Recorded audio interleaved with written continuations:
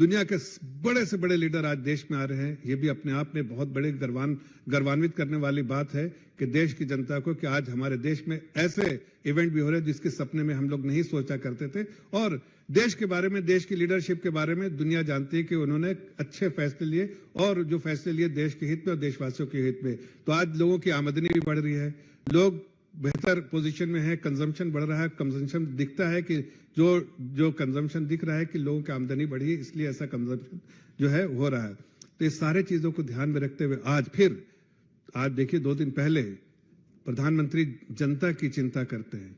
कभी चिंता नहीं करते हैं कि कोविड जैसे समय में पूरा जो खजाना है खोल दिया आम जनता के लिए, देश को आत्मनिर्भर बनाने के लिए फैसले लिए, लेकिन जनता को हर राहत पहुंचाने के लिए, चाहे डायरेक्ट बेनिफिट ट्रांसफर के थ्रू उनको उनके अकाउंट में पैसा देना, चाहे फाइनेंशियल इंक्लूजन के लिए जनधन अकाउंट खुलवाना, चाहे किसानों को प्रधानमंत्री किसान सम्मान निधि के द्वारा उनके अकाउंट में पैसा पहुंचाना, लेकिन हर चीज के लिए खजाने आम नागरिक के लिए, देश की जनता के लिए खोला।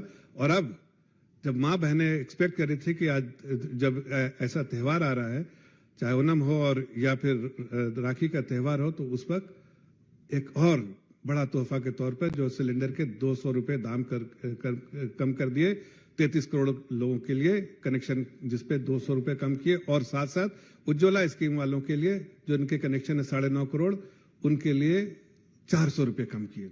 तो ये प्रधानमंत्री का तोहफा जो है, उसके लिए लागत जो भी आए, चाहे 6,000, 7,000, 8,000 करोड़ जो भी सरकारी खजाने से खर्च हुआ, लेकिन प्रधानमंत्री ने चिंता नहीं की, जनता की चिंता की, मां बहनों की चिंता की। और इसलिए कि हमारी सरकार जो है वेलफेयर स्टेट है, जनता के लिए है, जनता पे समर्पित है, जनता ही की सेवा के लिए है।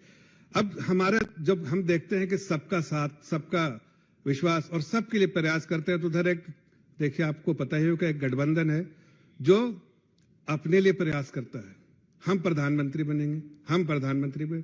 तो उनकी जो पर्सनल महत्वाकांक्षा है, जनता कहती है फिर मिलेंगे अगली बार 2024 के बाद। उनकी जो जवाब होता है जनता का, और जनता जवाब देगी जब ये 2024 का इलेक्शन होगा। लेकिन जब अर्थव्यवस्था के बारे में देखते हैं तो 3 बड़ी महत्वपूर्ण चीज है। पहला कि ग्रोथ मोमेंटम क्या है, दूसरा माइक्रो एंड मैक्रो स्टेबिलिटी क्या है, और तीसरा जो है इन्वेस्टमेंट इन्फ्लेशन के स्टेटस क्या है। तो मैं बहुत संक्षेप में आपको बताना चाहता हूं कि आज गर्व से कहता हूं कि हमारे देश की अर्थव्यवस्था बहुत मजबूत है, और उसको आंकड़े के हिसाब से भी देखा जाए या आपको जो डिटेल्स देंगे उसके हिसाब से भी देखा जाए कि कितना मजबूत जो अर्थव्यवस्था है।